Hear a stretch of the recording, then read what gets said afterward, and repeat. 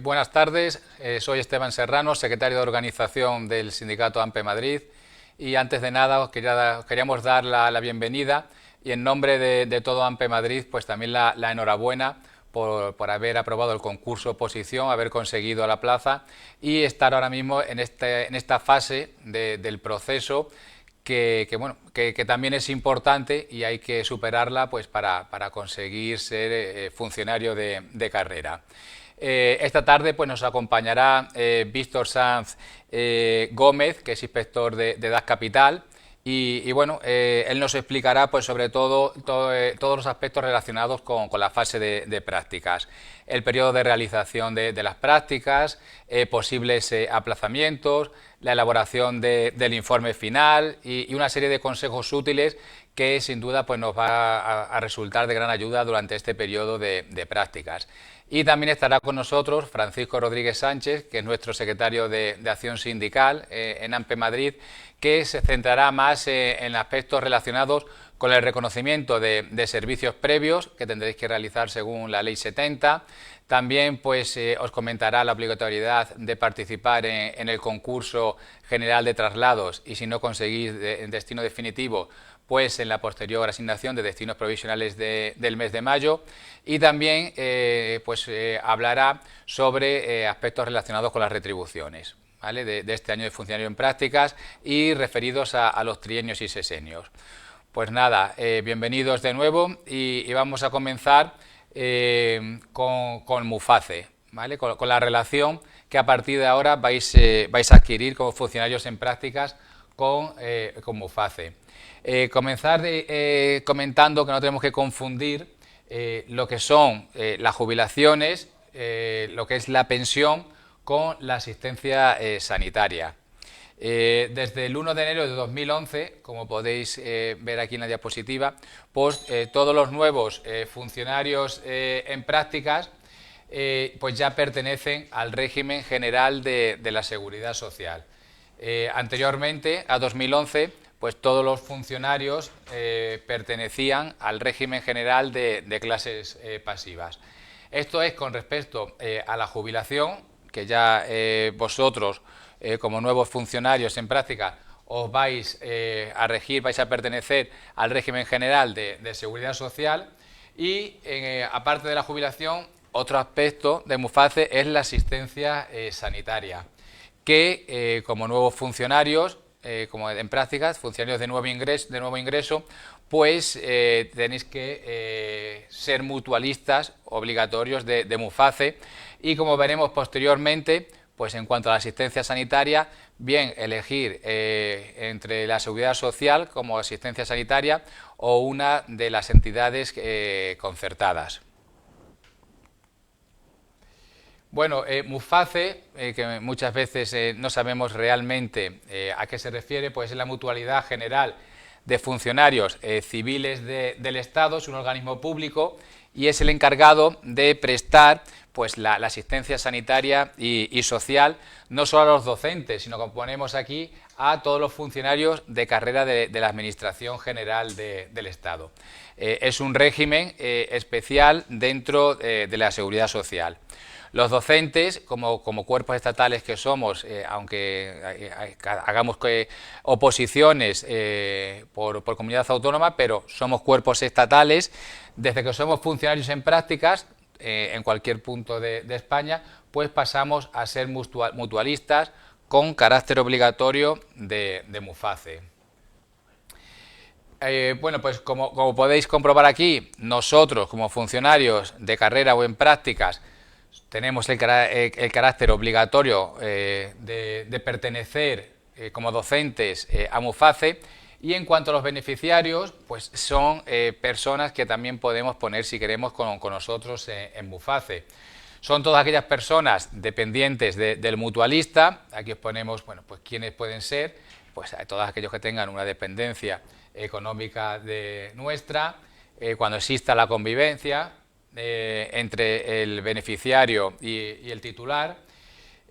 También os comentamos que no es automático el traspaso, que yo puedo pertenecer a Muface, pero automáticamente mis hijos no pertenecen a Muface. es necesario darles de alta como beneficiarios. En las siguientes diapositivas pues vamos a ver también qué formas tenemos de relacionarnos con la Administración, con MUFACE en este caso, y de hacer estos trámites como dar de alta a beneficiarios como nuestros hijos. No hay límite de edad, ¿vale?, para tener a un beneficiario, y se puede dar de baja. En un momento dado podemos darle de baja porque a lo mejor nuestro hijo pues ha empezado a trabajar, y después posteriormente solicitar el reingreso y volverle a dar de alta. En resumen, nosotros como docentes, como funcionarios, estamos obligados a pertenecer a MUFACE y tenemos la posibilidad pues de tener también a beneficiarios, ¿vale?, a todas aquellas personas que dependen del mutualista, en este caso de nosotros. Como decía antes, pues para hacer altas de nuevos beneficiarios, si tenemos que realizar algún cambio de datos, por ejemplo por traslado de provincia, de autonomía, y además de nuestro alta de beneficiarios, aquí ponemos en este esquema pues cómo podemos realizar todos estos trámites, ¿vale?, lo que son trámites básicos de beneficiarios y mutualistas. Pues en sede electrónica, para lo que necesitaremos, pues lo típico, la clave, el certificado digital o el DNI electrónico, pues podemos consultar y actualizar los datos nuestros. También podemos realizar altas de nuevos beneficiarios, bajas, nos podemos descargar también certificados de afiliación, de adscripción a la entidad sanitaria que hayamos elegido, bueno, y descargar otros certificados. También tenemos la opción para realizar todos estos trámites de la aplicación de MUFACE, que nos tenemos que registrar previamente, y funciona, la verdad, que esta aplicación bastante bien. Podemos realizar también pues las consultas anteriores, las mismas que en sede electrónica, consultar y actualizar nuestros datos, realizar bajas de beneficiarios, descargar certificados, y también podemos en este caso pues descargar el documento o la tarjeta de afiliación a MUFACE. Bueno, después podemos también acudir a oficinas provinciales con cita previa siempre. También bueno, podemos comunicar con ellos por el correo postal, registro electrónico general. Y aquí ponemos un ejemplo para aportar documentos a distintos procedimientos del colectivo. Por ejemplo, para comunicar un cambio de domicilio que implica pues cambio de provincia, o si estamos en una isla, o cambio de situación administrativa o de destino, pues nos podríamos descargar en este caso el impreso AB1, lo escaneamos, el certificado de empadronamiento o la documentación que sea necesaria, y podemos remitir toda la documentación pues a través de esta sede electrónica que hemos comentado anteriormente. Con respecto ahora al mes de septiembre, los docentes de nuevo ingreso, ¿vale?, o sea, todos vosotros que habéis conseguido plazas en las últimas oposiciones, una vez nombrado como funcionarios en prácticas, ¿vale?, vais a recibir un correo electrónico de MUFACE a la dirección de correo que tengáis en vuestros órganos de personal, que tengáis en la DAT, y en ese correo que os envía MUFACE os va a explicar los pasos que tenéis que seguir para daros de alta, también los pasos para dar de alta a los posibles beneficiarios, y también para elegir la entidad sanitaria. Según siempre nos comunica MUFACE, no debemos solicitar nada hasta que no hayamos recibido este correo electrónico de MUFACE, ¿vale? Importante, recordad que lo van a enviar a la dirección de correo electrónico que tengáis en vuestro órgano de personal de la dirección de área territorial correspondiente.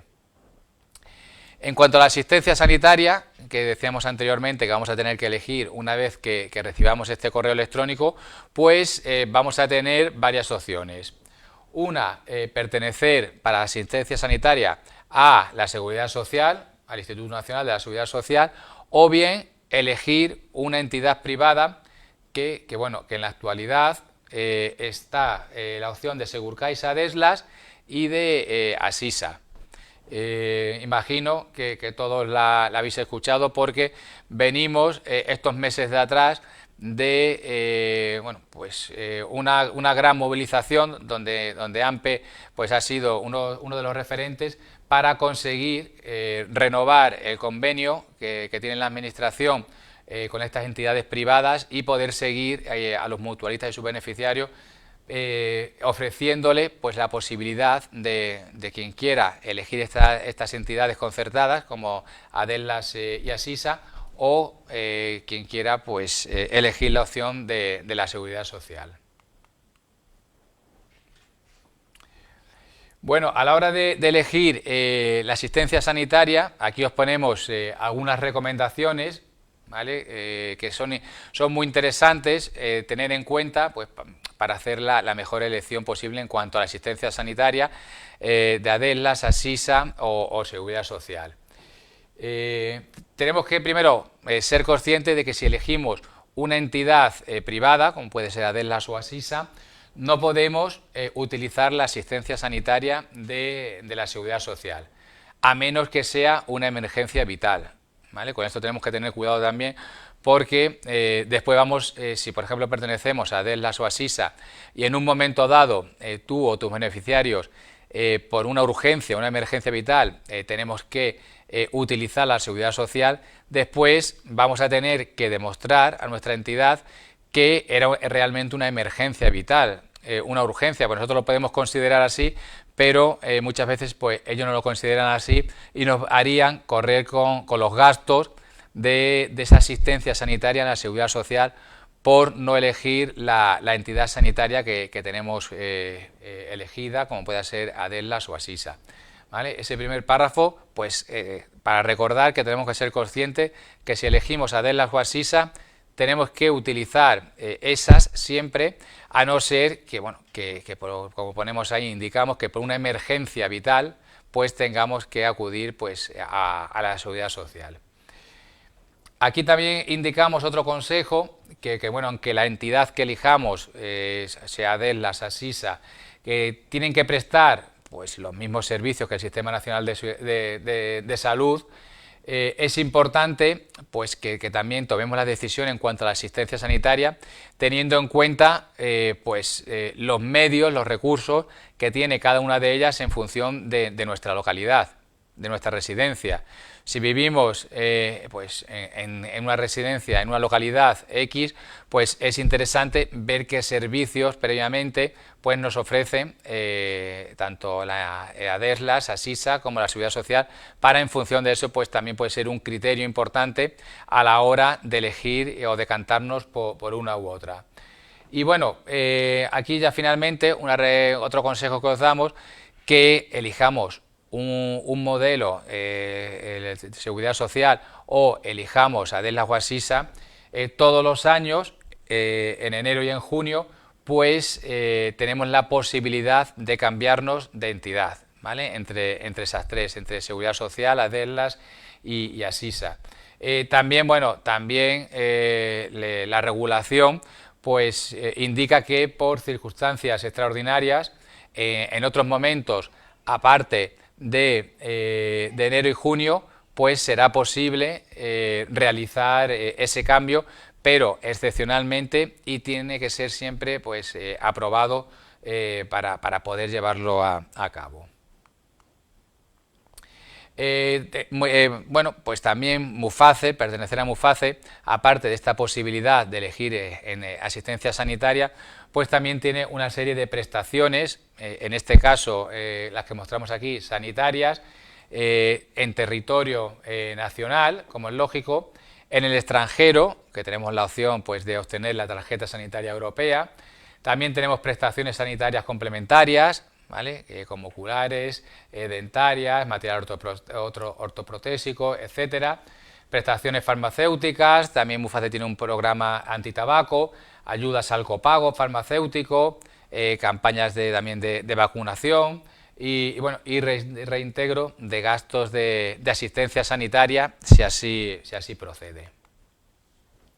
Además de estas prestaciones, pues Muface también va a tener unas prestaciones sociales por incapacidad, también un subsidio por riesgo durante el embarazo y durante la lactancia, prestaciones sociales pues de tipo familiar, de ayudas de protección sociosanitaria, otro tipo de ayudas para subsidios, sepelios, etcétera, becas de estudio para mutualistas, prestaciones del fondo especial, que eso también pues para colectivos que antes estaban a lo mejor en otra parte de Muface, ayuda también para víctimas de violencia de género, servicios de podología, pues una serie de prestaciones que tanto sanitarias, que veíamos anteriormente, como sociales.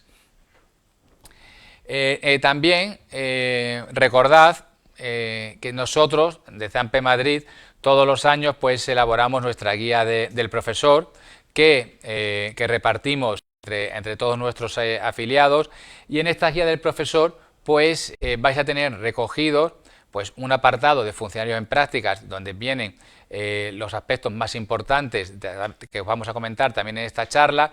También en esa guía de profesorado pues viene también muchos aspectos relacionados con el concurso de traslado, con la asignación de destinos, con las retribuciones, con los aspectos que es más importante y que de más utilidad nos resulta en nuestro día a día.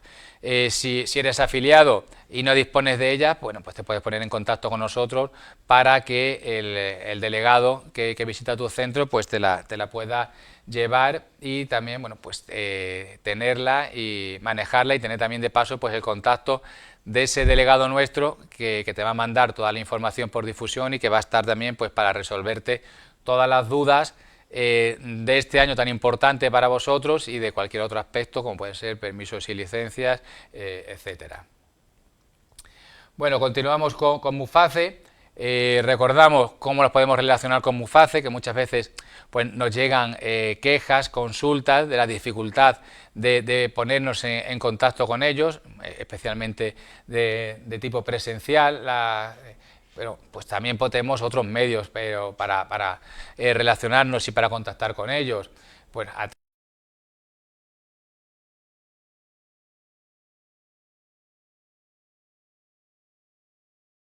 también podemos hacer rellenar el formulario, la atención al mutualista, que está en la web y en su aplicación. Ahí también pues nos podemos pedir información sobre trámites en curso, información general, también la instalación de una videocita y como decía antes, la atención presencial, que siempre tiene que ser con cita previa.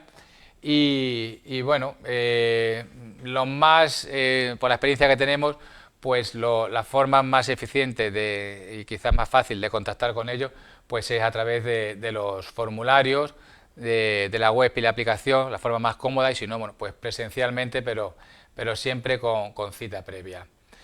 Aquí en la sede electrónica de Muface, como decíamos antes, utilizando el certificado digital, el DNI, la clave, etcétera, pues podemos realizar una serie de solicitudes, bien de carácter sanitario, que las veíamos antes, carácter social, también pues actualizar nuestros datos, dar de alta, de baja a beneficiarios, y además de la sede electrónica, pues también podemos utilizar la aplicación móvil que antes decíamos que es bastante intuitiva y funciona bastante bien, que hay algunas funciones pues los tendremos que registrar, pero la verdad es que es bastante cómodo, pues por ejemplo para solicitar un talonario de recetas, que lo utilizamos bastante, o si vamos a ir al extranjero, pues también solicitar pues la tarjeta sanitaria europea, pues para también facilitarnos la atención en caso necesario médica en el extranjero. Y pues nada, yo por mi parte os he intentado pues resumir todas las cuestiones relacionadas con Muface. Voy a dar ahora paso a mi compañero Francisco Rodríguez, secretario de Acción Sindical, que os va a explicar todo lo relacionado con el reconocimiento de servicios previos, las retribuciones, el concurso de traslado, la asignación de destinos, etcétera. Y después ya pues daremos paso a Víctor, a nuestro inspector. ¿Vale? Pues muchas gracias y le dejo con Paco. Gracias, nada. Bueno, buenas tardes y una vez más, una jornada más que estamos haciendo de la jornada de prácticas. Gracias por conectaros y por estar aquí con AMPE Madrid desarrollando esta jornada. Vamos a desarrollar la funcionarios en prácticas. Vamos a ver lo más importante, que es la normativa, que seguro que vosotros ya le habéis echado un vistazo. Esta normativa de la fase de prácticas se desarrolla tanto en la normativa, en la resolución que hace referencia a la convocatoria de oposiciones del 20 de febrero, como a la resolución del 5 de agosto de 2025, que ya seguro que la conocéis, que hace referencia más específicamente al desarrollo de esta fase de prácticas. No quiero pasar este momento para comentaros que vosotros habéis pasado por meses de estudio, probablemente muchísimos años de convocatorias, de oposiciones, y no ha sido fácil. Vais a tener un tutor, vais a tener a un director en el centro, que lógicamente que os va a ayudar y os va a guiar. Entonces lo que os quiero decir es que ser receptivos, hacer hincapié en los conocimientos y en la experiencia que os pueda dar, y yo sé que muchos de vosotros pues tenéis ganas de enseñar a los niños, tenéis una nueva metodología, pero recordar que a nosotros los profesores nos pagan por enseñar. Da igual que sepamos mucho de matemáticas, de física, de literatura o de geografía. Nos pagan por enseñar a esos niños que tenemos enfrente, y eso es básico. Tener en cuenta sus peculiaridades, sus necesidades y demás. Y es en esa fase de prácticas donde se va a ver vuestra capacidad para enseñar a los niños. Bien. Un poquito más allá, viendo de cara al futuro, porque la fase de prácticas la va a explicar perfectamente Víctor Sanz, el inspector, un poquito de cara más a lo que va a pasar cuando terminéis la fase de prácticas, tenemos algo muy importante, y es el reconocimiento de servicios previos. El reconocimiento de servicios previos lo tenéis que solicitar cuando acabáis la fase de prácticas. Es decir, el 1 de septiembre de 2026 tenéis que hacer esta solicitud en aquella edad en la que tenéis el nuevo destino. Bien, el reconocimiento de servicios previos solo surtirá efectos económicos a partir de la presentación de la solicitud. Por eso aquí hemos puesto que se tiene que hacer el 1 de septiembre. Se hace el día 2, se hace el 4, el 6, lógicamente no pasa nada, pero es muy importante hacerla en los primeros días de septiembre. Este reconocimiento de servicios previos también se conoce como la Ley 70, es una ley de hace ya muchísimos años, del 78, y estos servicios previos son aquellos desarrollados por los funcionarios que han trabajado en la administración pública, o bien como funcionario interino, o en prácticas, o en administrativo.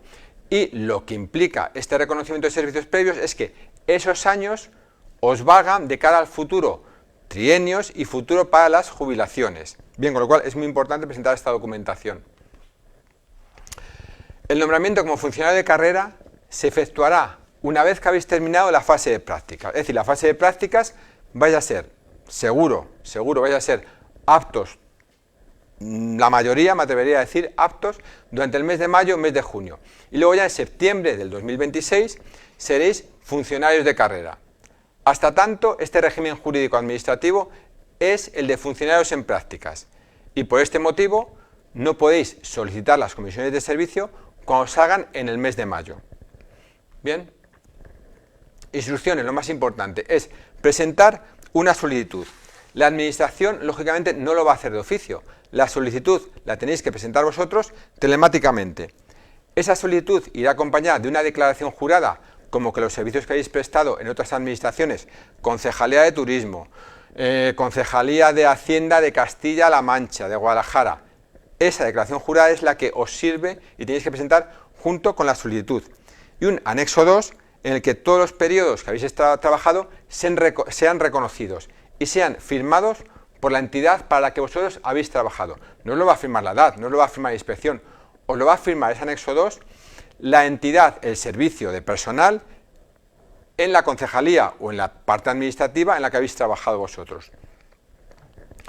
Bien, el reconocimiento de servicios previos, nosotros hemos pedido que toda aquella documentación, tanto en este tema como en otros, toda aquella documentación que tenga la DAT, no sea necesario presentarlo. No es necesario presentar ya los ceses, los nombramientos de la fase de interinos. Nosotros llevamos ya meses y hemos logrado de la Administración una reducción de la carga burocrática en los centros y, lógicamente, también para nosotros es muy importante que esa carga burocrática también se reduzca en las DATS para que los administrativos no tengan tanto papeleo que hacer y lo puedan agilizar todo. Retribuciones. La mayoría de vosotros vais a cobrar ya la fase de prácticas como maestros, pero puede ocurrir que algunos ya estuvierais trabajando como personal administrativa, laboral, interino, en alguna otra administración, independientemente, no tiene por qué ser educación, pero en alguna otra administración. ¿Qué es lo que podéis hacer? Pues que esas remuneraciones correspondientes al puesto de trabajo se mantengan hasta el nombramiento de prácticas. O lo que la mayoría de vosotros habéis optado y habéis optado ya, es que las retribuciones sean equivalentes al sueldo y pagas de vuestra nueva condición de funcionario en prácticas en la Consejería de Educación. Bien, pero bueno, la administración, nosotros lo ponemos aquí, por la administración os da a elegir estas dos opciones. Bien, retribuciones, trienios y sesenios. Desde el curso escolar 2021-2022, a los funcionarios en prácticas se les retribuye los trienios y los sesenios que ya tengan reconocidos. ¿Qué es lo que pasa si en mi fase de prácticas, en el mes de febrero, marzo, abril y demás, cumplo un trienio o un sesenio? Eso la administración no lo va a tener en cuenta, luego lo podréis reclamar, pero en principio solamente vais a cobrar durante la fase de prácticas aquellos trienios y sesenios que ya tengáis reconocidos anteriormente. Bien, como hemos dicho anteriormente, la fase de prácticas terminaréis en mayo-junio. Este año, a finales de octubre, primeros de noviembre, saldrá el concurso de traslados. Ese concurso de traslados vosotros estáis obligados a participar. Bien, un año es nacional y otro año es autonómico. Este año toca autonómico, con lo cual vosotros podréis participar y podéis poner los códigos de aquellos centros que están en la Comunidad de Madrid. Os recuerdo que para cambiar en un futuro a otra provincia, a otra comunidad autónoma, tenéis que tener el destino definitivo 2 años en la Comunidad de Madrid. Bien, solo se puede concursar por la especialidad por la que habéis aprobado, lógicamente. No se asigna puntuación y el criterio para daros un destino es el obtenido en el procedimiento selectivo. Bien, esa puntuación va a ser básica en este primer concurso de traslados. En los siguientes ya no. Los habilitados bilingües pueden de forma voluntaria ejercer esta opción. Y si no se obtiene destino, que yo creo que los primeros años en el concurso de traslado es complicado tener destino definitivo, si no obtenéis destino definitivo, en el mes de mayo tenéis que hacer la asignación de destinos de inicio de curso. Bien, que luego, no, lógicamente, por esa época, cuando se haga la asignación de destinos provisionales, daremos otra charla y os explicaremos cómo hacerlo. Al siguiente año del concurso de traslados que ya seréis funcionarios de carrera, pues ya podéis concursar por todas las especialidades que tengáis reconocidas.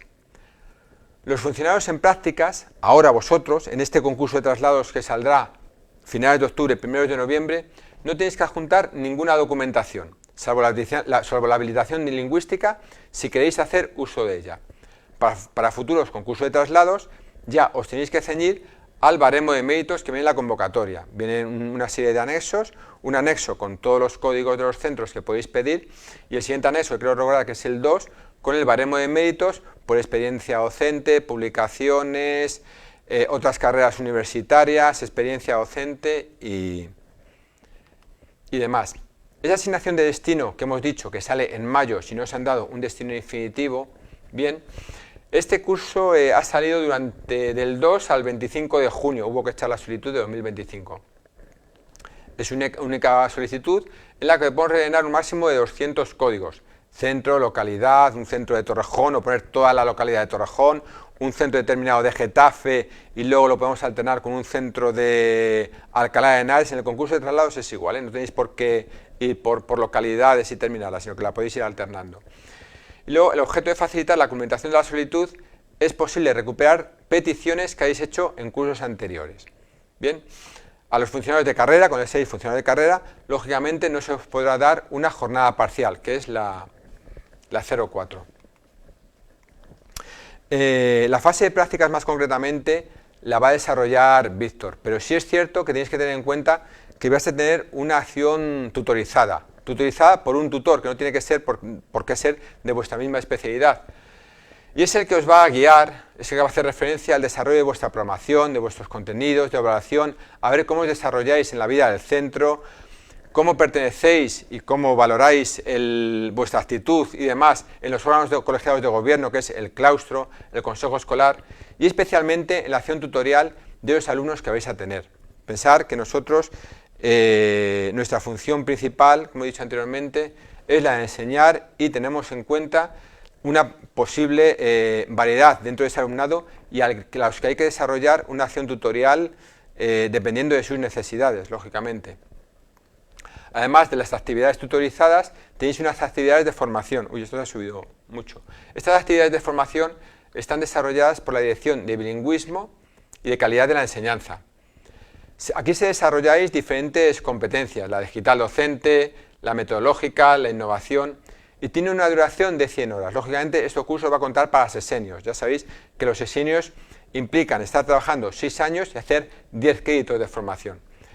La duración de la formación será de 100 horas en formato semipresencial, 73 horas en línea y 27 horas presenciales, y dan 5 créditos de formación. Bien, para los interinos que han trabajado al menos durante 3 años, la duración va a ser inferior, va a ser de 65 horas, tendrán 47 horas en línea y 18 presenciales, y también contarán con 5 créditos de formación. La duración de las prácticas, pues la duración de las prácticas se va a desarrollar durante un curso escolar, que se puede reducir al menos 4 meses y medio por causas de maternidad, adopción, acogimiento.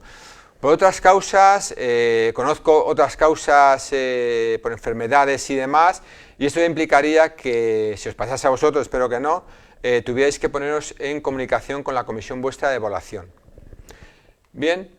Y bueno, pues la verdad es que muchísimas gracias por vuestra presencia. Ya sabéis que cualquier duda podéis contactar con los delegados de AMPE Madrid, que estarán encantados de atenderos. Cualquier pregunta también nos las podéis enviar al correo de ampe@ampemadrid.es, y nosotros, los delegados, nos ponemos en contacto con vosotros a través de los canales de WhatsApp, Telegram, Facebook, Instagram y demás. Y luego, lógicamente, nuestra sede de O'Donnell, que está abierta mañana y tarde. Bien, pues nada, muchísimas gracias, y os voy a dejar con el inspector Víctor Sanz, que yo creo que estáis deseando que os dé sus sugerencias sobre la fase de prácticas que vais a empezar a desarrollar ya mismo. Víctor, muy buenas. Muchas encantado, gracias, como siempre. Pues buenas tardes. Ponemos mi presentación, que he visto que, por cierto, que había mandado el borrador en vez de la definitiva. Y hay alguna.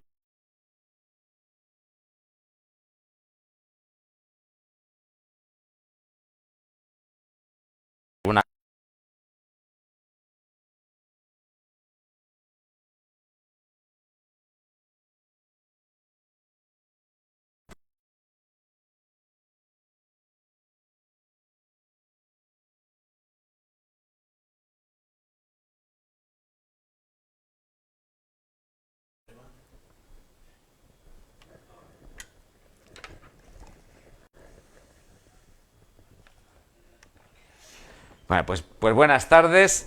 En primer lugar, enhorabuena a todos porque si estáis viendo esto es que habéis superado el procedimiento de oposición y de concurso.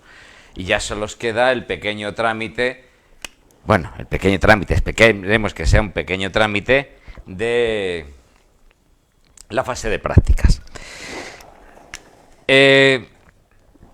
La versión que os he puesto ahí, que he enviado por error, era el borrador, no he enviado la definitiva, por eso sale pro en vez de por, y hay alguna reiteración más que en la versión definitiva quité, y que pues por error he enviado a AMPE la versión provisional.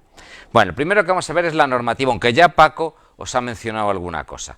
Lo primero es la disposición 12ª de la LOE, que es desarrollo, se establecen los procedimientos de ingreso, acceso a los distintos cuerpos docentes regulados por la LOE. No tenéis que ir ahí directamente, solamente en caso que hubiera un problema, que esperemos que no lo haya, habría que acudir allí. Y luego la resolución del 5 de agosto, por la que se regula la fase de prácticas, que está repetida en la siguiente, una corrección de errores de esa resolución, que es una nimiedad esta en cuanto a anexos, y vuestro nombramiento como funcionarios en prácticas, que este año ha salido muy pronto, otros años sale ya en octubre, y que recoge también quienes están exentos, aunque hay personas exentas que no aparecen allí. Bueno, a diferencia del procedimiento de oposición y de concurso, aquí se va a comprobar cómo enseñáis de verdad, no cómo se supone que vais a enseñar, como en la segunda prueba, en la segunda fase de la oposición, sino cómo enseñáis de verdad, con alumnos de verdad. Y ha dicho muy bien Paco que a vosotros no se os va a pagar por saber mucho, se os va a pagar por enseñar a los alumnos que tenéis. Podéis ser unos auténticos eruditos y sabios en la materia de vuestra especialidad, pero si no sabéis transmitirlo, pues servís para poco para la enseñanza. Así que tenéis que tenerlo siempre en cuenta. No se os paga por saber mucho, se os paga por transmitirlo de una manera eficiente. Es decir, para que los alumnos aprendan. Y eso es lo que vamos a ver tanto el director como el tutor y el inspector. Hay personas que están exentas de la fase de práctica. ¿Quiénes son estas personas? Pues en principio la Dirección General de Recursos Humanos ha detectado y ha eximido a aquellas personas que han obtenido la plaza, bien porque pertenecían a un cuerpo de inferior subgrupo y nivel de complemento de destino, por ejemplo, el que ha pasado de ser maestro a ser profesor de enseñanza secundaria, o bien porque pertenecía a un grupo del mismo nivel de complemento de destino, por ejemplo, el que era profesor de instituto y pasa a ser de educación secundaria y pasa a ser profesor de la escuela oficial de idiomas, o viceversa.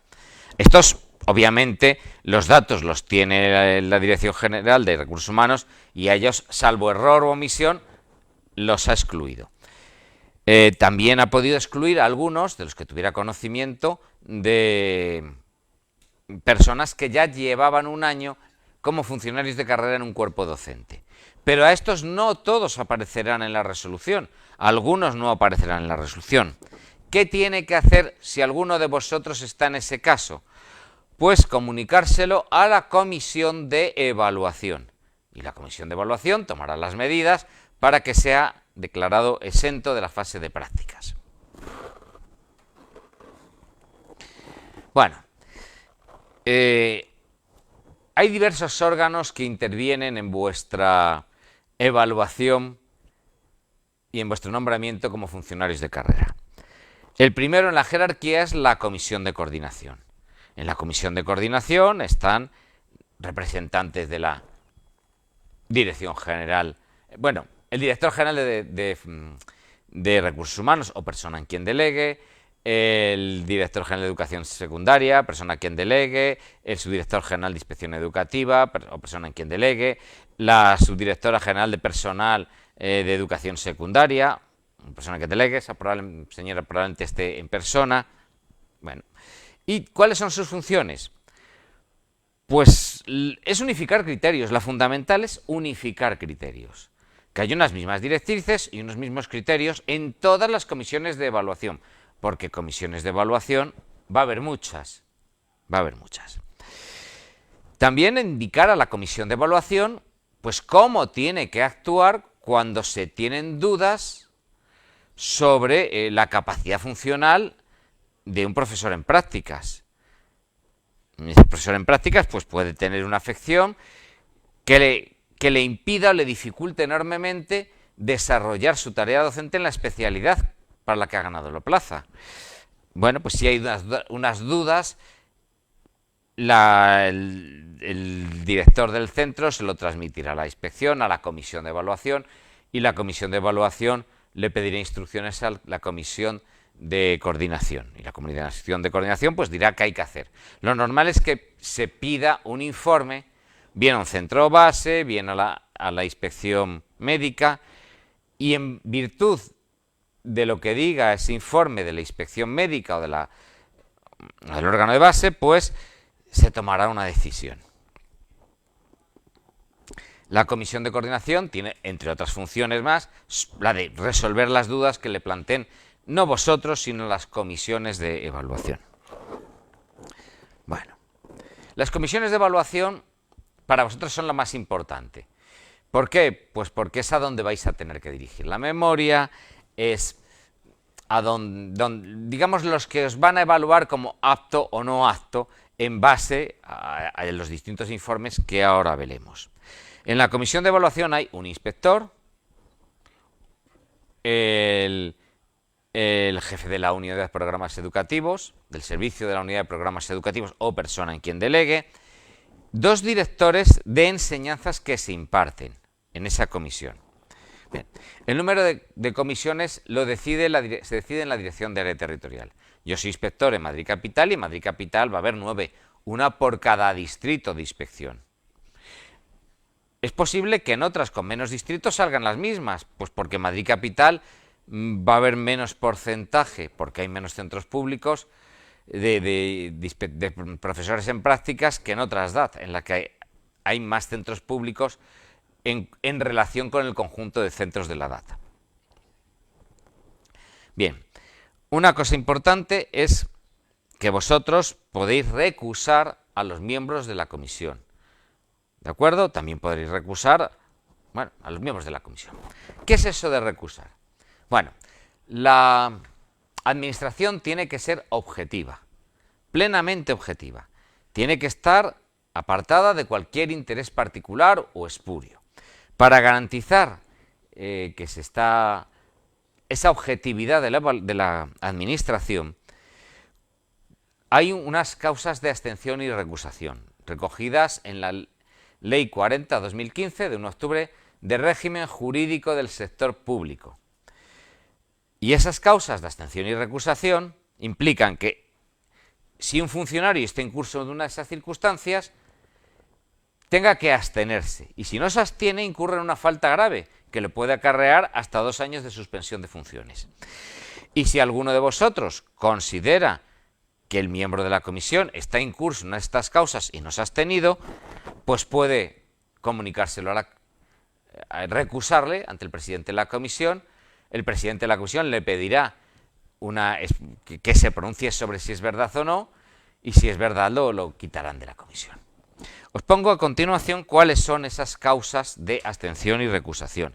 Y miradlas bien, porque vosotros como funcionarios tenéis que cumplirlas. Es decir, vosotros no podéis participar en un procedimiento administrativo como el de evaluación o en un procedimiento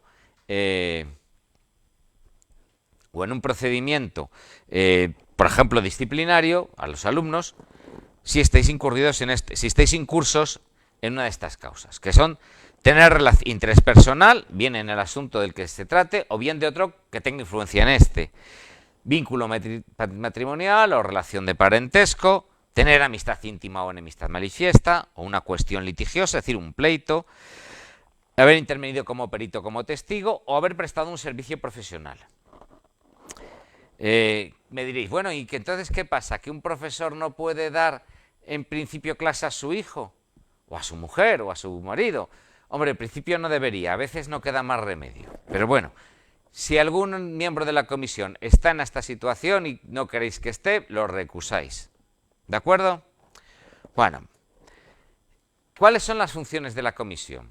Pues la primera es nombrar a los tutores. Los tutores los va a proponer el director, pero los nombra la comisión. ¿De acuerdo? Luego veremos todas las características para ser tutor, etc. Y son quienes os evalúan, quienes dicen que sois aptos o no aptos. Con unos informes previos, es decir, la comisión no va a ir a veros, va a basarse en el informe del director, en el informe del tutor y en el informe del inspector, pero no va a ir a veros, y basándose en esos informes os va a declarar aptos o no aptos. Después nombra al inspector que va a supervisar vuestra práctica docente en el aula y vuestros documentos de evaluación y todas estas cosas. En algunos casos va a ser el inspector del centro, en la mayoría, pero no todos. ¿Por qué? Bueno, pues nosotros, imaginémonos, tenemos una media en Madrid Capital de en torno a 10 inspectores, a 10 profesores en prácticas por cada inspector. En otras DAT estoy seguro de que son más. Ello implica pues que es posible que a uno le toquen 12 y a otro que lleva un lote en el que mayoritariamente hay centros de primaria le toque 1 o 2. Para intentar igualarlo, se reparten. Es decir, algunos de los profesores en prácticas de centros que llevo yo, que habitualmente son de secundaria, pues los va a ver otro inspector que no es de ese centro, que es de primaria, que va a hacer, o que lleva sobre todo un lote con más centros de primaria y que va a ir a veros. Pero todos los inspectores estamos cualificados para ver de todo. Yo no soy maestro, soy catedrático de latín y sin embargo pues fui a ver a maestros en prácticas este otoño porque las oposiciones anteriores, y este invierno, vamos, porque las oposiciones anteriores fueron de maestros. Bueno, también voy a ver si, sobre todo, habéis superado el curso de formación. ¿Cuánto dura esta fase de prácticas? Pues lo que os ha dicho antes Paco. En principio todo el curso. En principio todo el curso. Ahora bien, ¿qué pasa si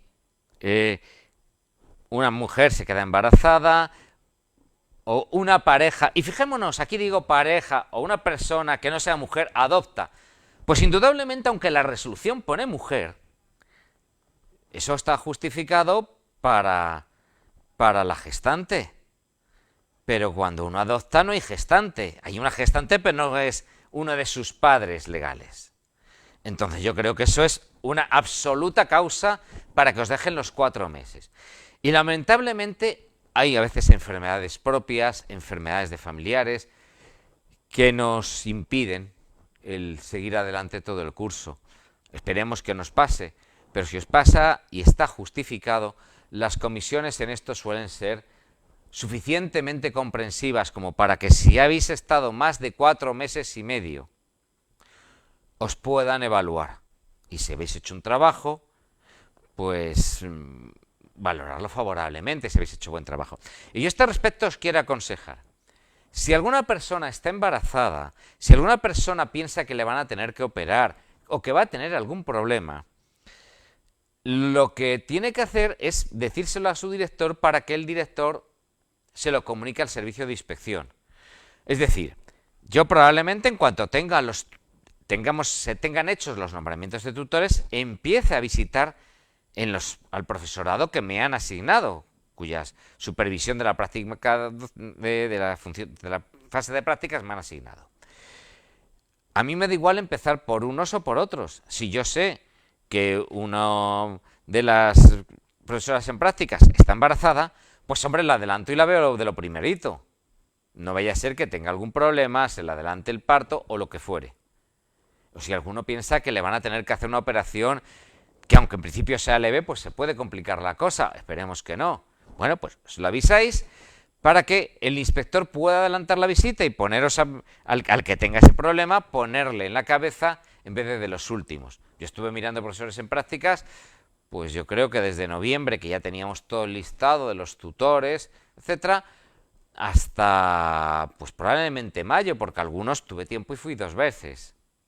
Bueno, pues lo mejor es eso. Si tenéis previsión de parto, operaciones, cualquier cosa previsible, informádselo cuanto antes al director para que el inspector vaya de los primeros. Importante, dice que podrá realizarse en la especialidad o en otra especialidad análoga. Yo no sé qué quiere decir eso de recursos humanos con la especialidad análoga, porque en las leyes no está, en ninguna, ni en un decreto, ni en Real Decreto, ni en nada. Es cierto que un profesor puede impartir materias que no son de su especialidad. Por ejemplo, el Real Decreto 286/2023, pues, y son muy poquitas, establece que un profesor de griego puede dar latín, no de latín puede dar griego. o establece que uno de biología puede dar física y química en la ESO y uno de física y química puede dar biología y geología en la ESO. Pero son muy poquitas. Muy poquitas, que uno de economía puede dar FOL, cosas de estas. Con uno de FOL puede dar economía, cosas de estas. Pero son muy poquitas. Entiendo que se refiere a eso, aunque mal expresado, la resolución de la que regula la fase de prácticas. También es lógico que si un profesor de física y química da alguna materia de biología, pues hombre, el inspector vaya a verle en lo que más es de su especialidad, ¿no? Bueno, vamos a hablar ahora del tutor. En principio el tutor, ya os ha dicho algo, os ha adelantado antes Paco algunas cosas. El principio del tutor tiene que tener una antigüedad de 5 años como funcionario de carrera. No hay máximo, pero sí hay un mínimo de 5 años. Y además tiene que tener hecho un curso. Uno de los motivos por lo que no se nombra tutores inmediatamente es porque ahora va a haber un curso. Son cursos de 30 horas y los va a haber ahora para completar, porque no hay suficientes profesores con... Nos gustaría que hubiera más con el curso superado. Entonces, ahora va a haber otro. Son cursos de unas 30 horas. Y atención, no es preciso que sea de la misma especialidad. Se va a procurar que sea del mismo centro. Y hombre, pues lo conveniente es que si uno es de lengua, pues no vaya a verle el de matemáticas, que si no es de lengua, pues que igual sea de francés o de inglés o de latín. Si puede escoger el director, pues se escogerá, en la propuesta escogerá algo más afín. A veces, pues no hay otra cosa y no le cabe más remedio que decir, pues que al de lengua que le vea el de economía, que es el que tiene el curso. Pero no tiene por qué ser la misma especialidad. Se buscará, el director en la propuesta que haga, hará, pues eso, una propuesta razonable en la medida en que le sea posible. A veces nos encontramos con que no hay suficientes tutores en un centro. En un centro puede haber, un tutor puede tener, lo normal es que tenga 2. Ocasionalmente puede tener 3 y excepcionalmente puede llegar a 4. A 5 no está previsto. ¿Qué ocurre si en un sitio donde hay 6 profesores en prácticas? Cosa que ocurre en muchos centros. ¿Hay uno solo? Pues obviamente alguno solo que cumpla los requisitos para ser tutor. Pues obviamente va a tener que venir un tutor de fuera. Lo deseable es que sea el centro, pero en tal caso pues se buscaría uno de fuera. ¿Y qué va a hacer el tutor? El tutor tiene una doble función, una valorativa y otra de asesoramiento. En su función valorativa, evaluadora, tiene que decir si sois aptos o no para la docencia. Pero eso lo hace a final de curso. Uno puede veros en noviembre y decir, este chico, esta chica, qué verde, lo que le queda, y os tendrá que dar consejos, y os tendrá que dar asesoramiento. Y os tendrá que decir, pues mira, esto así, o esto de otra manera, bien. Y con ese asesoramiento, pues quizás en mayo diga, pues sí, el chico ha mejorado enormemente. Y cuando estaba muy verde, pues ahora ya ha perdido ese verdor. Y aparte de eso, os tiene que dar asesoramiento. Os tiene que dar, aunque os vea estupendamente, os tiene que dar un asesoramiento sobre determinados aspectos. Curiosamente, con lo que es el corta y pega, que todos hacemos, pues la Dirección General reutilizó, con pequeños añadidos y pequeñas modificaciones, la convocatoria del año pasado, y la convocatoria del año pasado, que había 2, una era para profesores de FP y otra era para maestros. Reutilizó la de profesores de FP y por eso pone Departamento de Familia Profesional.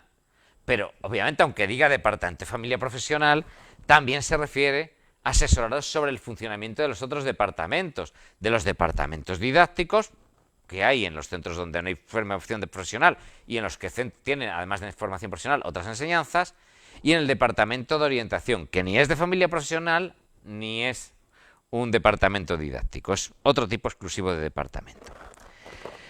Atribución docente a la especialidad.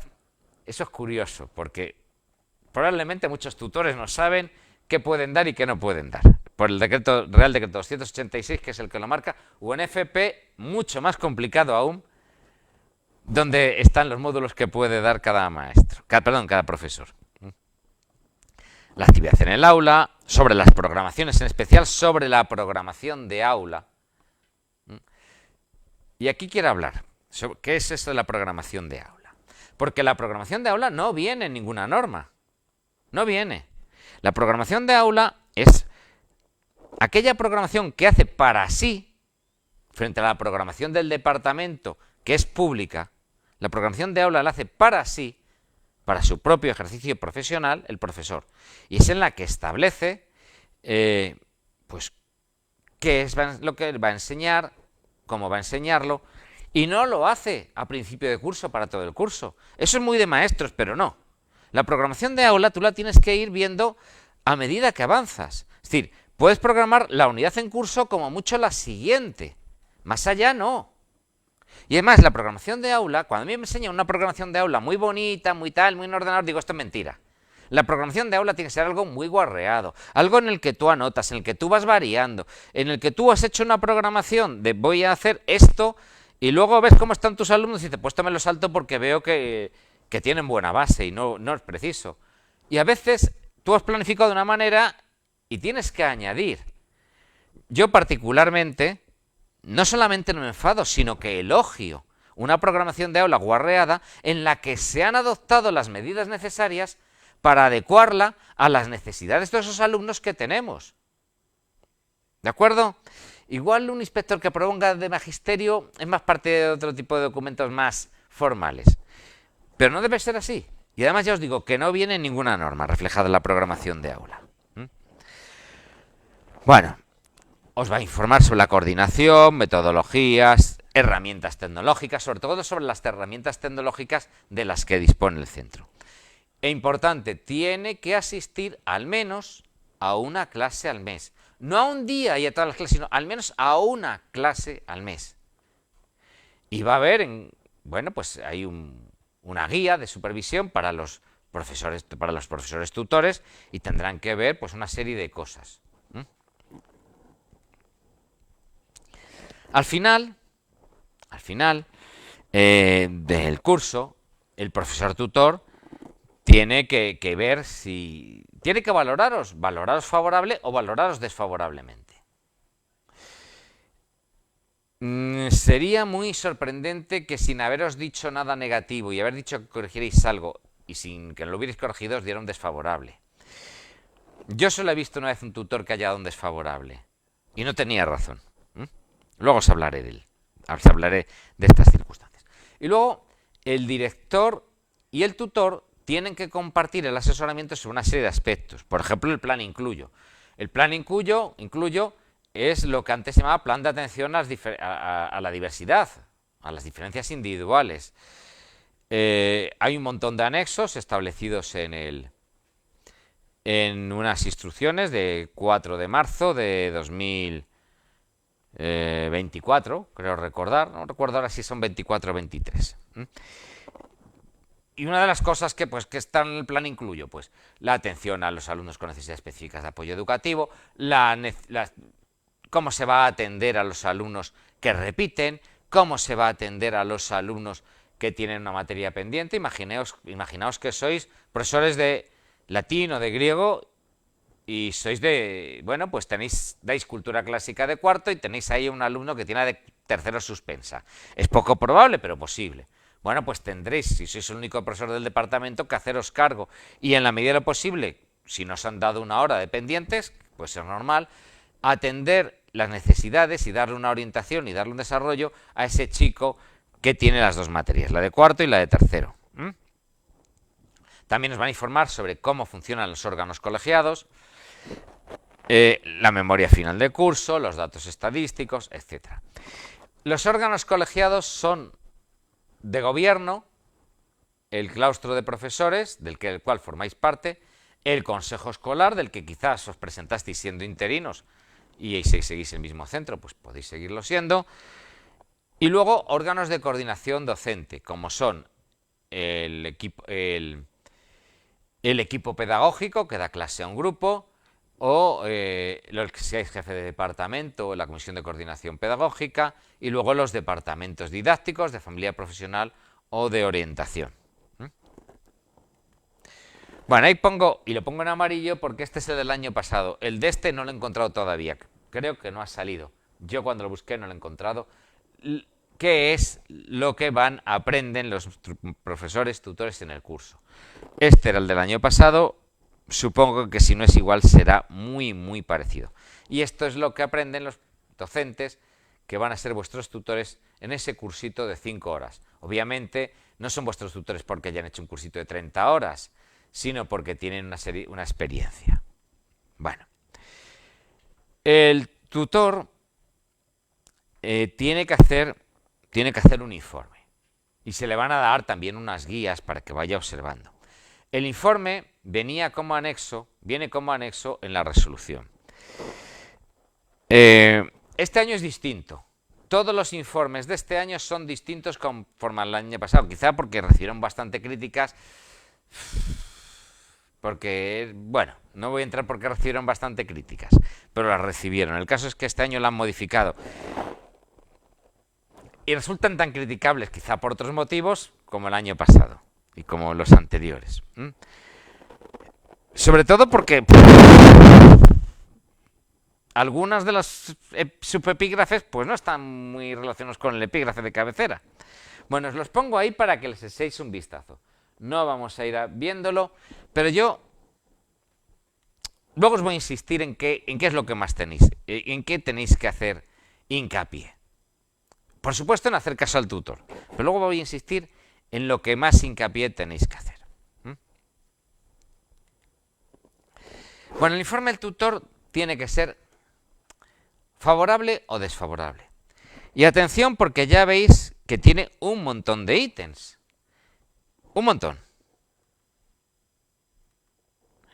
Y para que sea favorable, tiene que tener valoración positiva en todos y cada uno de esos ítems. Con que haya un ítem en que el tutor os ponga que no, el informe es desfavorable. Por eso es importante que habléis con el tutor, que veáis en qué podéis mejorar, que os esforcéis en tener una buena relación con él o con ella. Es lo importante. Ahí os pongo que hay modelos específicos para orientadores y para profesores de servicios en la comunidad, porque el resto de los profesores ordinarios de aula pues están basadas en el aula. El de profesores de servicios en la comunidad y el de orientadores pues tiene que ser distinto, obviamente. Yo voy a subir los modelos, se los voy a pasar a AMPE para que los tengáis. Se pueden encontrar muy fácil y están en la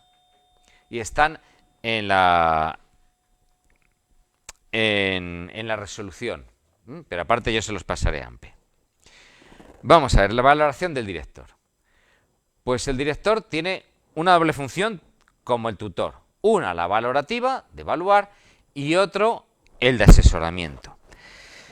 ¿En qué os va a asesorar? Pues, por ejemplo, los documentos institucionales, como el proyecto educativo del centro, la programación general anual, lo que son las programaciones didácticas, la memoria final de curso, todo eso.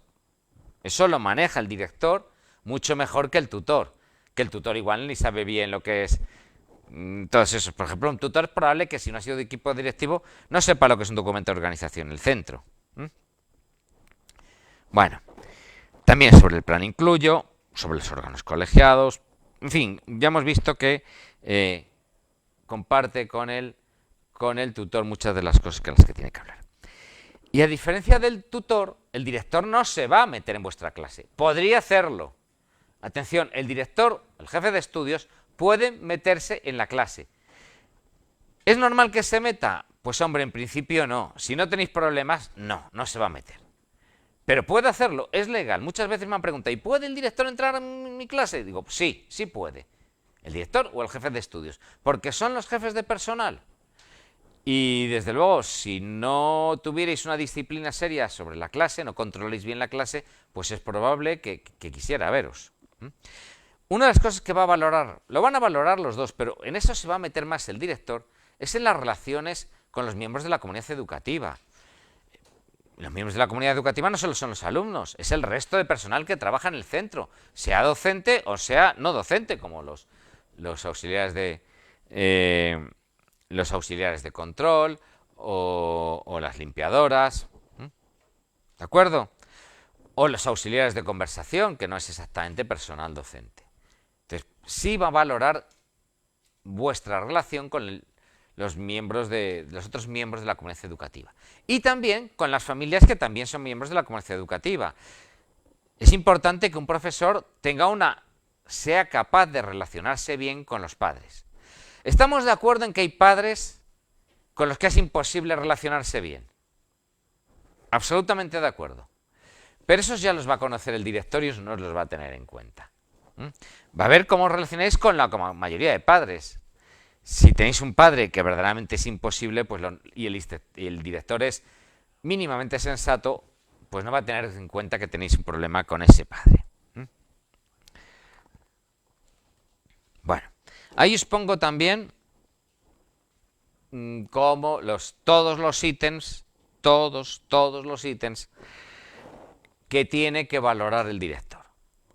También son bastantes, y como en el del tutor, tiene que ser favorable en todos y cada uno de los ítems el informe. Con que haya uno en el que no es favorable, se considera desfavorable. Y aquí os voy a contar una anécdota. Y os voy a dar unos consejos. Hace ya unos años, era yo inspector en Notre Dame, era inspector de Madrid Capital, pues una profesora en prácticas, a la que yo había ido a ver, que a mi juicio era brillantísima, pues tuvo informe desfavorable del tutor, bueno, era tutora, y del director. Uno ve, bueno, ¿y esta chica qué le pasa? Pues yo la he visto en la clase, lo hace muy bien, la documentación la tiene perfecta, las clases, es que se ve, aunque no era mi materia, yo veía en la cara de los chicos que aprendían, que me entusiasmó. Es más, cuando me dijeron que tenía problemas, que tal, que igual le va a dar un informe favorable, fui con otra inspectora de la especialidad. Y me dijo que era también, lo mismo que yo, buenísima. ¿Qué pasa con esa chica? Pues esa chica, que era muy buena, topó con la mala suerte de que ni la tutora ni el director eran tan buenos. Eran más bien mediocrillos. O mediocrillos tirando a malos. El caso es que esta chica era poco humilde e iba un poquito sobrada. Entonces le decía al director, ¿y cómo hacéis esto? Decide mal. ¿Y por qué no lo hacéis así? Y les enfadó bastante. Y le pusieron un informe desfavorable. Ahora ponen la norma que cuando el informe es desfavorable hay que motivarlo y redactar un informe complementario. Entonces no lo ponía. Pero yo les exigí a esa tutora y a ese director, un viernes, les dije, vosotros no podéis cargaros la fase de prácticas de una chica brillante por una apreciación tan subjetiva y poniendo una cruz. Me hacéis un informe este fin de semana y el lunes me dais el informe bien hecho, motivando por qué consideréis desfavorable esta chica en estos aspectos. ¿Y sabéis lo que me dijeron esta tutora y este director? Ah, no, pues si hay que hacer este fin de semana un informe adicional, entonces lo cambiamos y le ponemos todo favorable. Esa era la laboriosidad de ese tutor, de esa tutora y de ese director. Que cuando les dije que tenían que hacer un informe motivado porque no íbamos a suspender la fase de prácticas con 2 crucecitas a una chica que a mi juicio y el de la otra inspectora era brillantísima, pues dije, no, lo cambiamos. Afortunadamente, tutores y directores como esos hay muy pocos, pero alguno hay. Así que no os enfrentéis con el director, no os enfrentéis con el tutor. Es posible que el tutor sea peor docente que vosotros, aunque tenga mucha experiencia, porque hay gente que lleva 30 años haciendo las cosas y lleva haciéndolas mal 30 años. O incluso gente que igual el primer año era decente, el 10º era regular y el 30º era malo. Bueno, pues por malos que sean y porque por muy sobrados motivos que tengáis para decirle que esto se puede hacer mejor, no se lo digáis. O si le decís algo, decídselo con muchísimo tacto. Pero no sed modestos y humildes.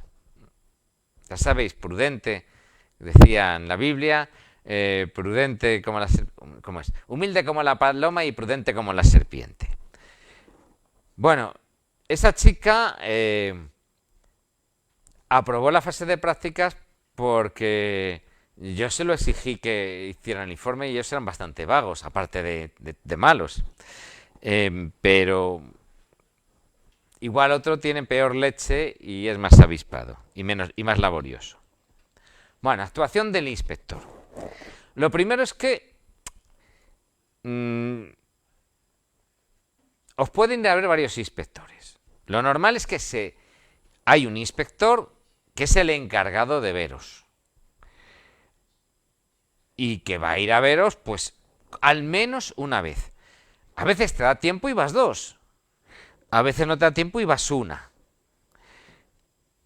Yo cuando veo, si tengo tiempo voy 2. Si es sobre todo uno de mis centros y voy a más cosas y me sobra tiempo, pues me acerco otra vez, aunque ya haya visto a ese profesor.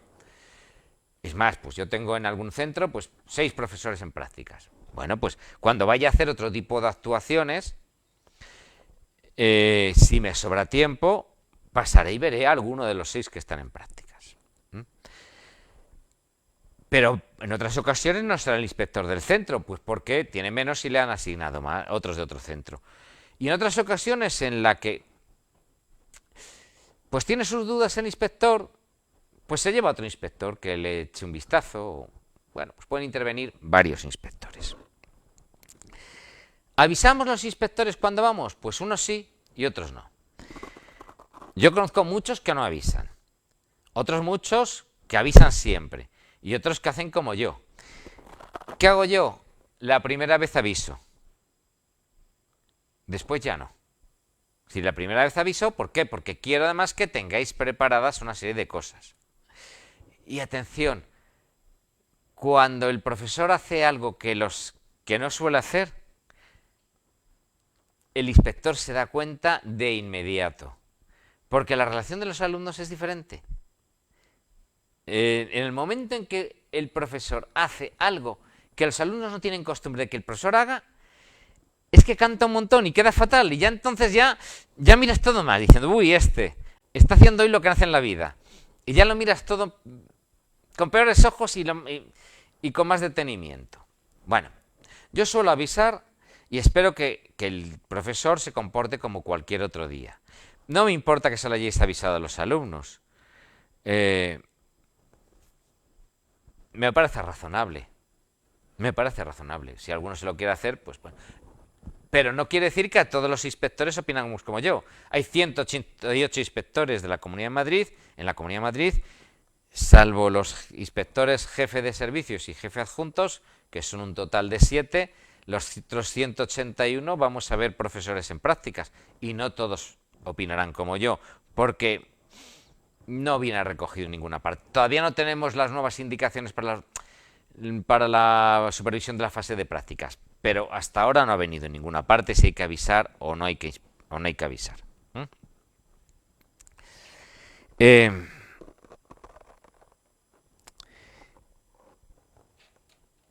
Hay un modelo de informe que yo os voy a enseñar ahora, pero también os voy a decir ahora unos consejos de lo que yo me fijo más y lo que hablando con mis compañeros me fijo más. Y os vamos a pedir una serie de papeles.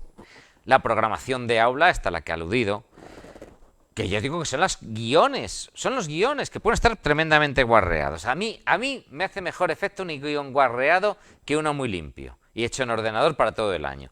Yo cuando me presento una programación de aula hecha para todo el año ya desconfío, pero es mi opinión. Una cosa que miro mucho es el registro de anotaciones para la evaluación. Es decir, si la programación dice que vais a hacer 3 exámenes por evaluación, pues yo digo, a ver, ¿dónde están las notas de estos 3 exámenes? Y a ver, tal. Y también os pueden pedir pues estos instrumentos de evaluación. A ver, sácame una copia, que yo los vea. Yo, por ejemplo, pues soy catedrático de latín y de lengua. Tengo las 2 especialidades. Obviamente, en esas me siento más seguro.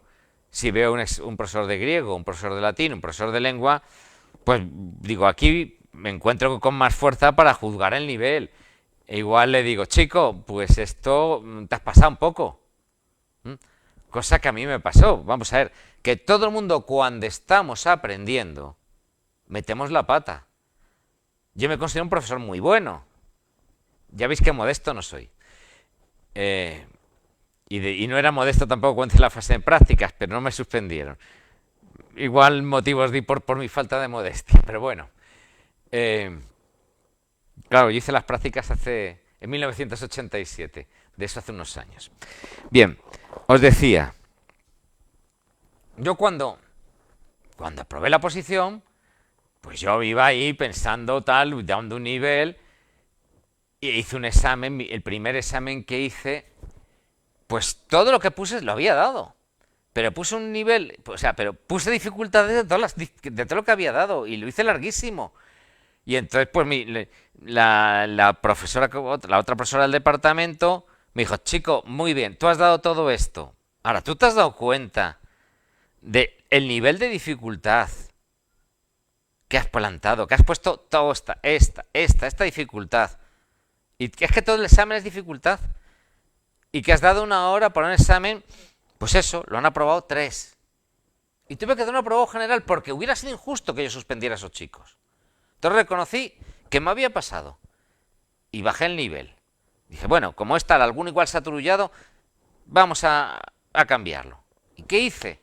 Pues a pesar de que en ese momento no había eso de los tutores, yo los siguientes ya le decía a mi compañera, que se llamaba Carmen, Carmen, ¿qué te parece este? Pues mira, aquí bien, puedes incluso subir un poquito más. Haced eso.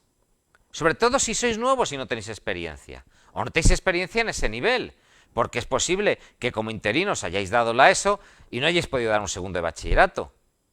Bueno, pues si os pilla algo de nuevas, consultadlo. Hombre, si sois los más antiguos, los únicos del departamento unipersonal, os va a ser más difícil. Pero consultadlo. No os pase como a mí.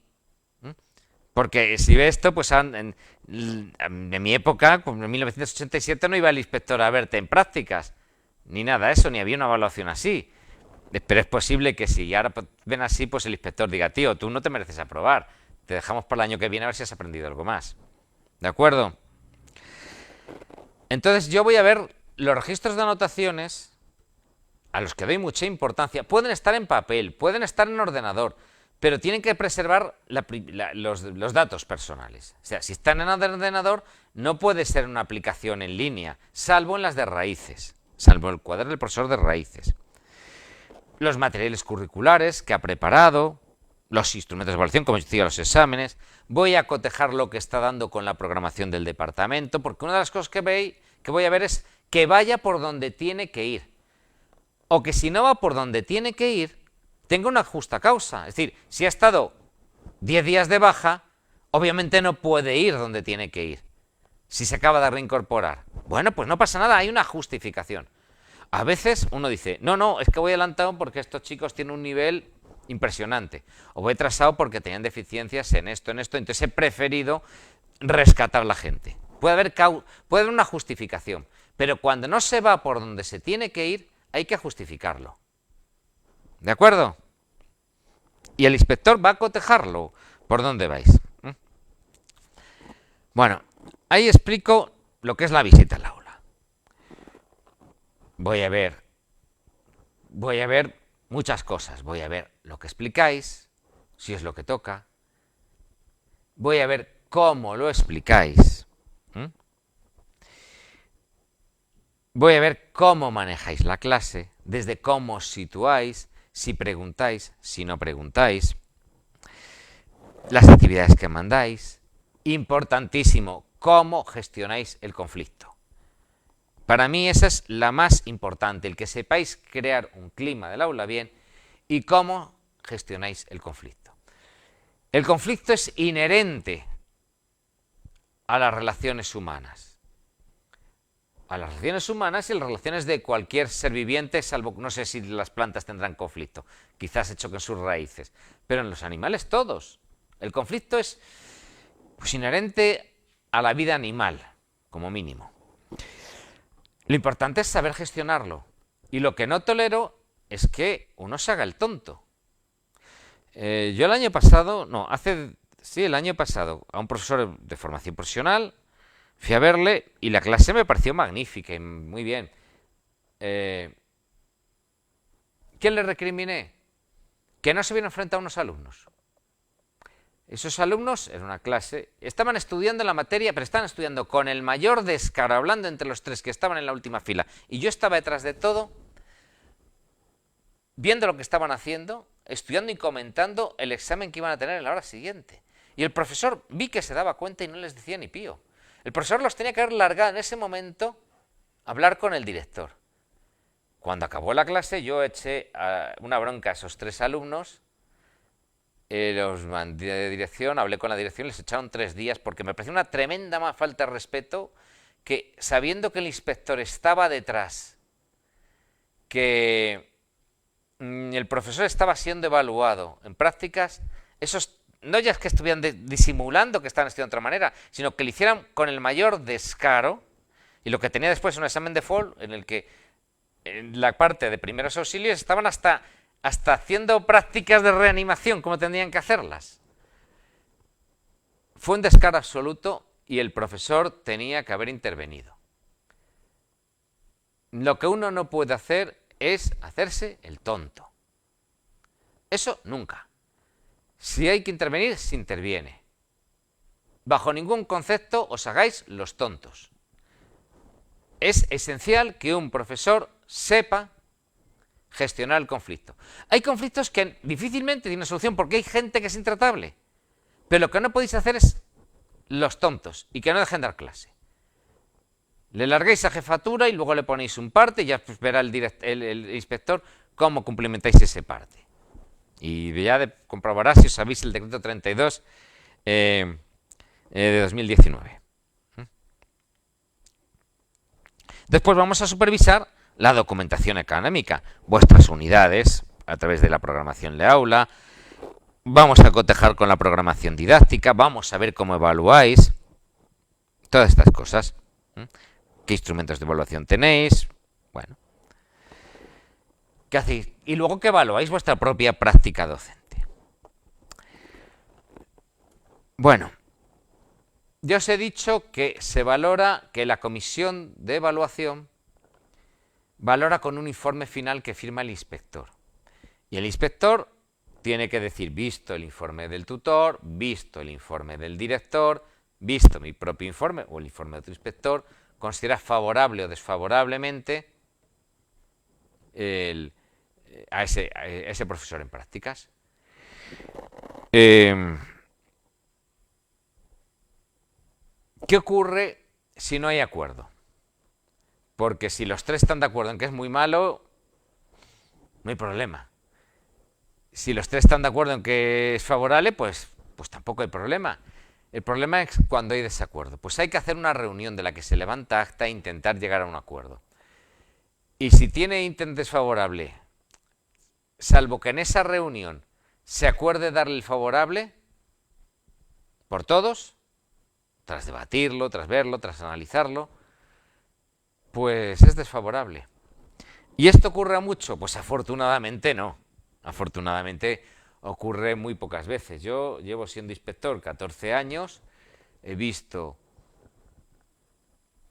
pues hombre, en algún año he visto a 26 profesores en prácticas.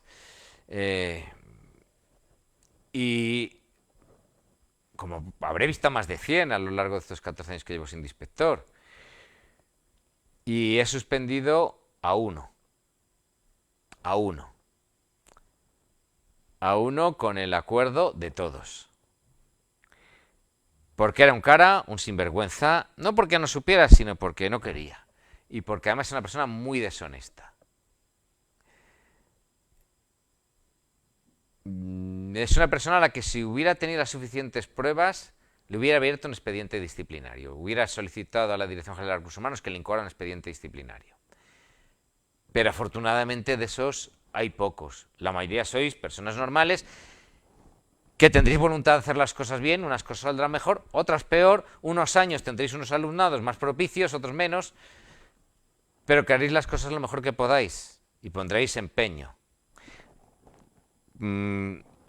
Por eso confío en que todos y especialmente los que estáis oyéndonos, pues tengáis al final una valoración favorable y se os nombre funcionarios de carrera al final de año.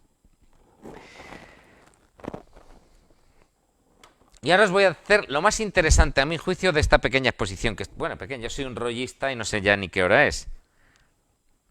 Bueno, lo primero es que el alumno tiene que tener un papel activo.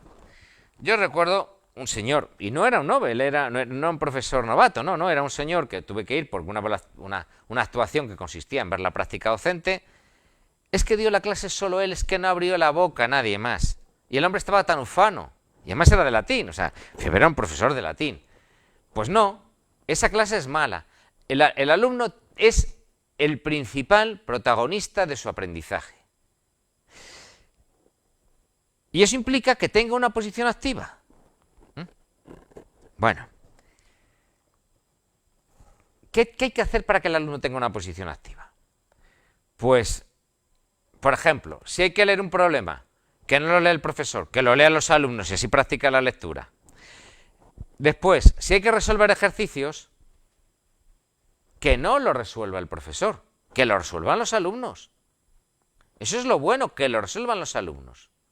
Y después, si hemos explicado una cosa, antes de seguir explicando otras, y antes de cambiar, lo que debemos hacer es asegurarnos de que lo han comprendido. ¿Cómo se hace eso? Preguntando. ¿Os habéis enterado? ¿Alguna duda? Pues hombre, hay que preguntar. Pero no solamente eso. ¿Qué podéis hacer? Pues preguntar, a ver, ¿cómo es esto? Y ver verdaderamente si lo han entendido. Alguno pues igual no, pues preguntáis a otro y veis si la generalidad lo ha entendido y que si hay que recapitular algo porque no ha quedado suficientemente claro, lo hacéis. ¿De acuerdo? La posición en el aula. La posición en el aula es muy ilustrativa. La mayoría de los profesores tienen la costumbre de moverse a la pizarra. Es un error. Yo soy partidario de pasear. Soy partidario de, en unos determinados momentos, ponerse al final de la clase, en otros ponerse en medio. Y si es posible, habrá veces que es posible y otras que no es posible, que el que escriba en la pizarra no sea el profe, sea un alumno. ¿Por qué? Porque mientras está escribiendo en la pizarra está vuelto de espaldas. Y si escribe un testamento en la pizarra, pues está dando ocasión a que haya distracciones, broncas. Si uno manda a escribir a un alumno y se pone en medio y dice, mira, esto así, o esta no. O escribe un alumno y el profesor está así, diciendo, mira, esto que ha escrito tal, sobre todo si tiene que hacer un ejercicio. Esto porque está bien, esto porque está mal. ¿De acuerdo? La posición en el aula, importante. Eso de no moverse de la pizarra no es adecuado. Atención a los alumnos. No les reprochéis que se equivoquen. Reprochadles su indolencia, reprochadles su vaguería, pero no les reprochéis. El que ha intentado hacer las cosas, no le reprochéis que salga mal. Al contrario, yo siempre les decía a mis alumnos, ¡joder, qué suerte que lo has hecho mal! Porque si acertamos por casualidad o te saco y tal, aprendemos la mitad. Vamos a aprender el doble gracias a que te has equivocado. Ha sido una gran suerte. Porque podemos aprender más de los errores. Y otra cosa no es que salga ahí con el cuadernito y el problema o la traducción o lo que fuere y el ejercicio y lo copie. No. Si es posible que en vez de copiarlo lo hagas de cabeza en ese momento. Si no es posible, que por lo menos nos explique el proceso lógico por el que ha llegado a ese resultado o a esas conclusiones. Y así nos evitamos que además que la inteligencia artificial le haya hecho la traducción o le haya hecho el problema. Siempre procurando que nos explique el proceso lógico para llegar a esa solución. Eso es importante. Otra cuestión importante. Hay que acostumbrar a los alumnos desde el primer día a que se habla de uno en uno, ya que en una clase pueden hablar todos, pero de uno en uno. Que cuando habla el profesor no habla nadie, que el que quiere decir algo levanta la mano. Y es algo que si acostumbráis a los alumnos desde el primer día lo suelen hacer. Lo que no puede hacer uno es dejarles todo el año y cuando va a ir el inspector el día anterior empezar, no, tenéis que levantar la mano. ¿Por qué no? Es algo que si acostumbramos a los alumnos desde el primer día y cuando van a hablar no. Aquí no habla nadie más que el que ha levantado la mano y yo le concedo la palabra. Y no dejéis que nadie hable hasta que le habéis concedido la palabra. Los alumnos se acostumbran. Y se acostumbran antes de lo que parece. Otra cuestión. Y aquí depende de la materia que uno explique. Yo no os recomiendo que como principio general vayáis mesa por mesa dándole... Se hace una pregunta, bueno, lo mejor es que la pregunta sea en voz alta. ¿Por qué? Porque lo mismo que le decís a unos le va a servir a todos. Si os acercáis a la mesa de ese que ha preguntado y se lo decís a ese solo le va a ser útil a él. Hay materias en las que, si uno, por ejemplo, es profesor de dibujo y quiere enseñarle la lámina, si lo está haciendo bien mal, pues habrá que acercarse. Pero si es una duda de matemáticas o de lengua o lo que fuere, pues no. Es mucho más interesante que la pregunta la haga en voz alta de manera que se enriquezcan todos con la respuesta. Bueno, sobre cómo hay que exponer el tema, cómo hay que dar las clases. Pues lo primero es conectarlo con las clases anteriores o con lo que el alumno ya sabe o creemos que debe saber, ¿no? Pues, por ejemplo, si fuéramos a explicar latín, pues, a ver, ¿qué creéis que es el latín? ¿Dónde se hablaba? ¿Quién es el...? Te dicen los romanos, pues tal, ¿y quiénes eran los romanos? ¿Dónde vivían? Pues cosas así, ver qué es lo que saben, conectarlo con los conocimientos anteriores. Eso es lo importante para que el conocimiento sea significativo. Después, importantísimo, que en la exposición de los contenidos haya una progresión lógica. ¿Qué es eso de la progresión lógica? Pues que vayáis pasito a paso y no tengáis saltos. Para evitarlo cuando uno prepara la clase, no tiene que estudiarse lo que va a decir. Hombre, si te ha tocado una materia que no es la tuya, pues igual sí, pero lo normal es que no tengáis que estudiar lo que vais a decir. Tengáis que estudiar cómo lo vais a decir, cómo lo vais a exponer. ¿Con qué orden lógico? Por ejemplo. Y luego, buscar ejemplos adecuados para la edad, el contexto social. Yo vi hace unos años a una profesora en prácticas en que era de geografía e historia y estaba dando una clase de geografía de primero. Bueno, pues era una localidad cercana a Madrid, no estaba entonces en Madrid capital, y la chica había buscado unos ejemplos adecuadísimos a los chicos que vivían en esa localidad. La alabé muchísimo su trabajo, porque la selección de ejemplos hacía que esos alumnos entendieran muy, muy bien los contenidos teóricos que había dado. Y luego el nivel de abstracción tiene que ser adecuado a la edad. Si yo voy y en una clase de segundo de bachillerato o de primero de bachillerato digo que el sujeto es el sintagma nominal, el grupo nominal cuyo núcleo concuerda con el verbo en número y persona, pues bien. Ahora, si lo digo así, tal cual, en una clase de primero de la ESO, pues quizá no sea la manera más adecuada de empezar diciendo lo que es el sujeto. ¿De acuerdo? Bueno, así que los ejemplos tienen que estar adaptados a la edad y a la esfera de intereses de nuestros alumnos, en la medida en que podamos. Yo os digo, siempre siempre antes de pasar a otra cuestión, comprobad que la han comprendido mediante un ejercicio, unas preguntas al alumno, etc.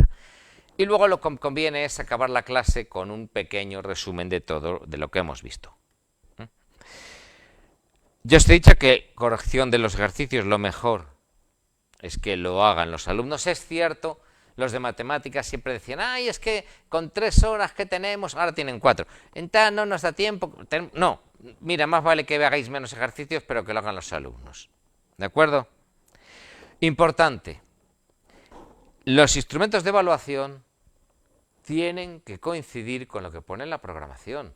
Tenéis que evaluar como pone en la programación. Yo al que es único profesor que he suspendido era un tío, aparte de sinvergüenza, vago, era jefe de departamento, porque había otro profesor del departamento, pero al jefe de estudios le tocaba ser a él. Habían cambiado de libro, había tenido en teoría que hacer la programación y había dejado exactamente la misma, con otro libro. La programación no tenía que ver con la realidad que daban en las aulas. Pues por eso le suspendí, porque se merecía suspenderle también por otras cosas, pero no las podía probar. ¿De acuerdo? Y luego importante, las situaciones de aprendizaje que diseñéis tienen que estar relacionadas con los instrumentos de evaluación que hacéis. O sea, no podéis utilizar instrumentos de evaluación muy distintos a lo que hacéis en clase. Es como si a vosotros en la oposición os pidieran unas cosas muy distintas a las que vais a tener que dar en clase. Por cierto, eso es ilícito, porque iría contra el Estatuto Básico del Empleo Público. En la medida en que sea posible, y esto en unas materias es más posible que en otras, la clase tiene que ir no a transmitir unos conocimientos, sino al desarrollo de una serie de competencias. Ya sabéis que hay unas competencias generales y luego unas competencias específicas de cada materia. Bueno, pues id a las dos. Y esencial el control de la clase, que no haya actos de indisciplina.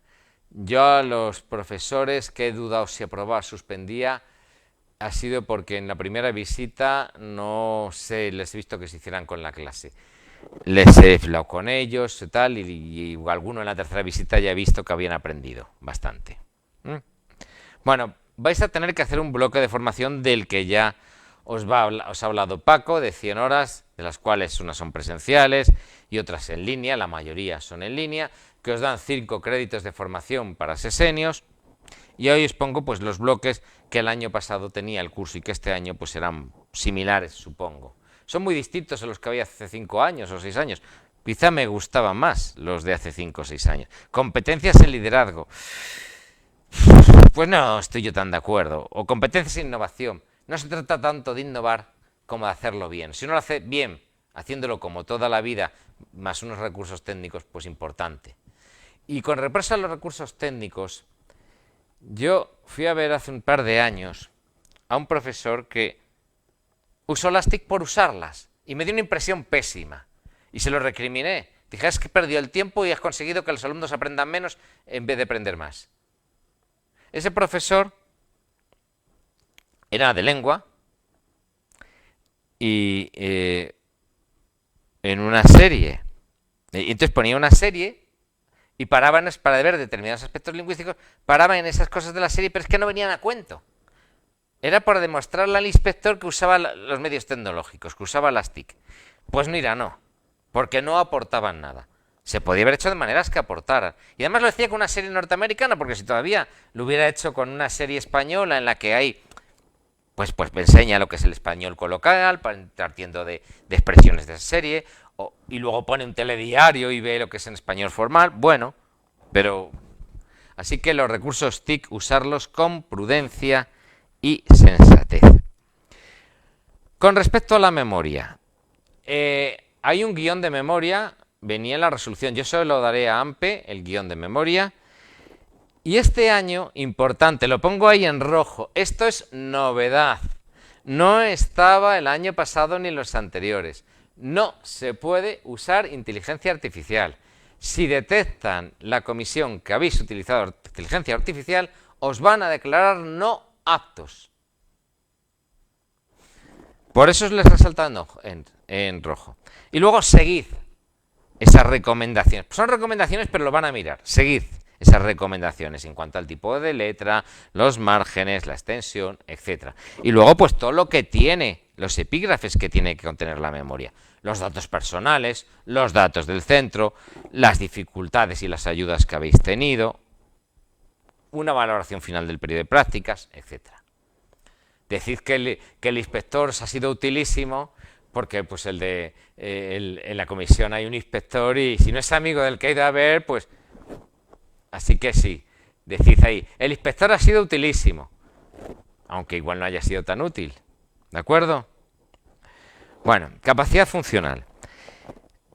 Ya lo he comentado antes.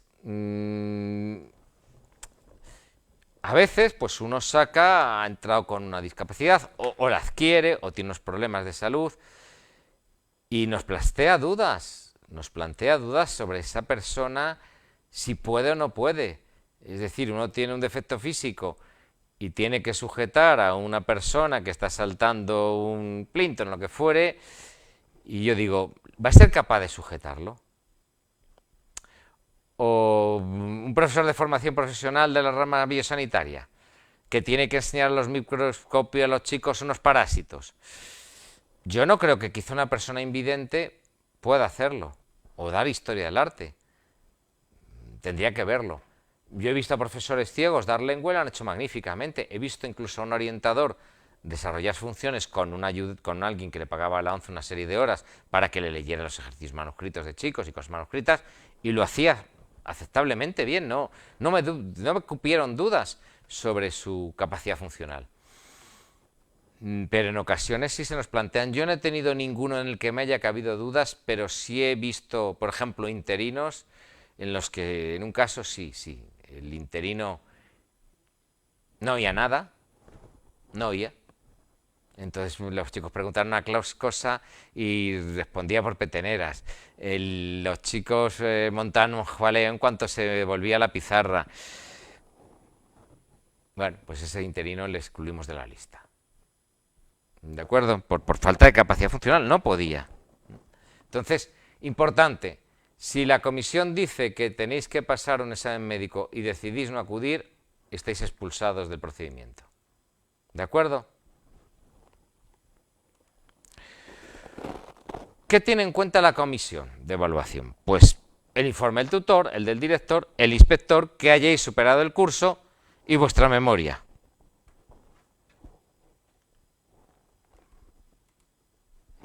¿Qué ocurre si no se supera?